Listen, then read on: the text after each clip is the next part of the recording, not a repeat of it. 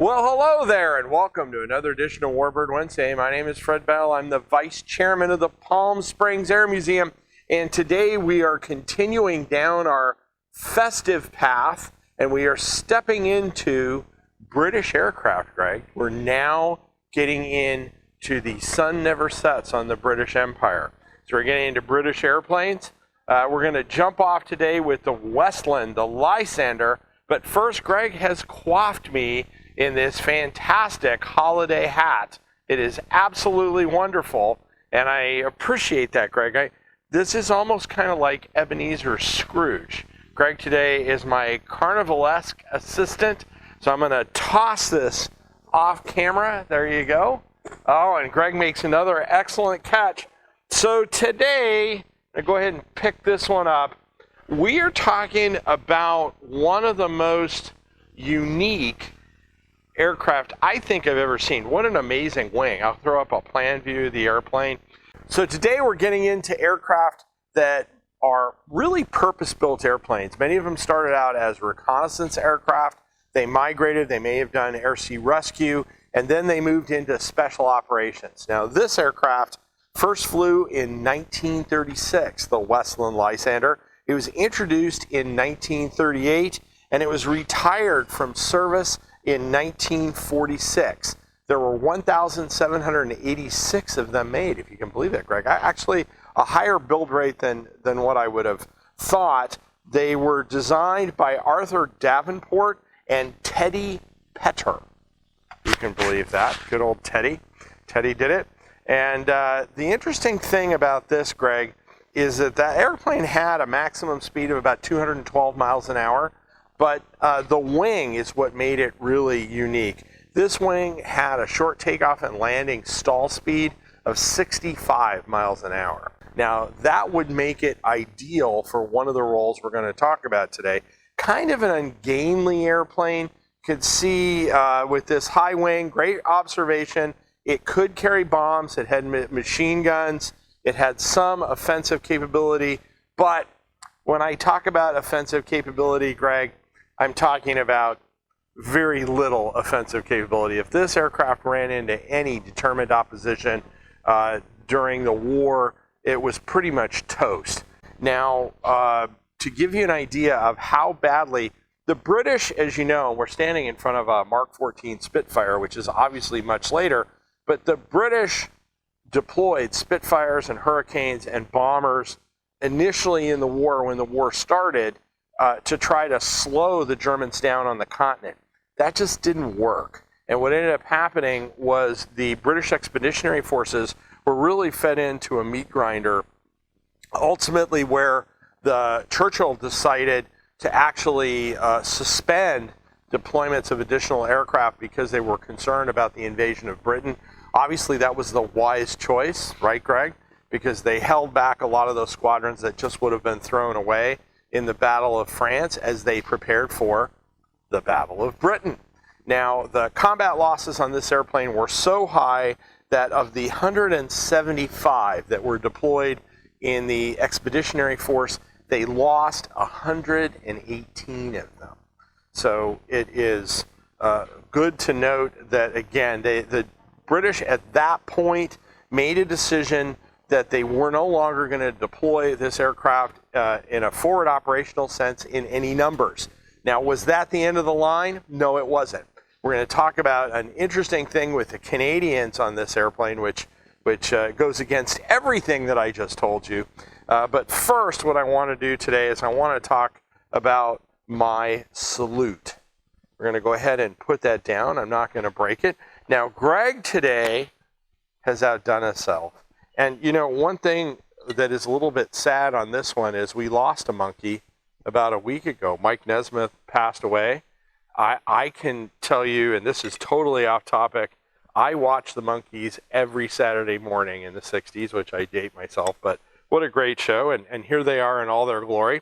But Greg has gone out of his way to provide me with another completely oddball soda, and this one is the banana nut soda. Joy, banana nut. Thank you, Greg. Of course, it has the Monkees. Let's see, 170 calories. So, Greg, there's a consistent calorie count here. Pure cane sugar. That must be like the marketing ploy for all these guys. Put pure cane sugar on it. They'll love pure cane sugar. That's about it. There is a California cash refund. Now, today we're going to salute as I pop this. Oh, Greg, no fizz. This is scary. This is scary. Get the phone out. Get the phone out. This might be the botulism call, but there was no fizz on that puppy whatsoever, and there is no little bubbly there. So Greg is even, today, you cannot see him. Greg is going, don't do it. Don't do it. No, the deal was 2 sips, Greg. 2 sips. But today I want to salute the Special Operations Forces. You know, the Special Operations troops, especially as we go back prior to the CIA and we go into really in the beginning of Special Operations troops, both the British and the Americans. That was a nasty business. And in many cases, if you got caught, it was a short drop. You got either hanged as a spy or shot, one or the other. And a lot of these troops would be put into what they called special duties. Greg, that was what it was called, special duties. And these Lysanders participated in this special duty platform. And they would go in the dark of night, and they would land. And to give you an idea, from 1941 to 1944, they recovered 138 agents. Now think about that for a second. In occupied Europe, in the dark of night with no GPS, and you're landing on unimproved fields and you don't know where you're going, they pulled out 138 people out of occupied Europe. And that was what this aircraft really got to be known for. If you were a special operations soldier at that time, you really didn't have a lot of training. You had very little ability to communicate. And as I said, if you got caught, it was pretty much curtains for you because you weren't in uniform. And guess what that meant, Greg? You were not covered under the Geneva Convention, which the Germans were famous for that. If they caught you out of uniform, even downed Allied pilots, you'd be shot because they would shoot you as a spy.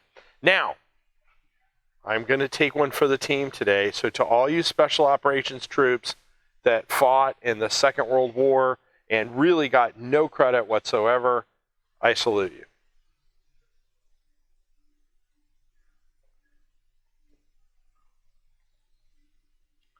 That's not even getting a second sip, Greg. Today that's gone. It is gone. The monkey soda has swung out of the building, I will say, but that is so bad that, Greg, here, we'll do one more deal. Oh yeah, that's gone. That's gone, Greg. You can tell by my face, it's gone. Not just a little bit, just not a little bit.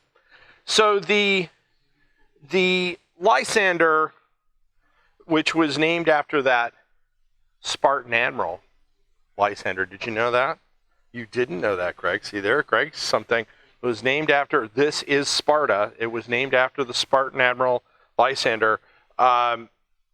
Really worked its way into that niche, but by mid-1943, it was hopelessly obsolete.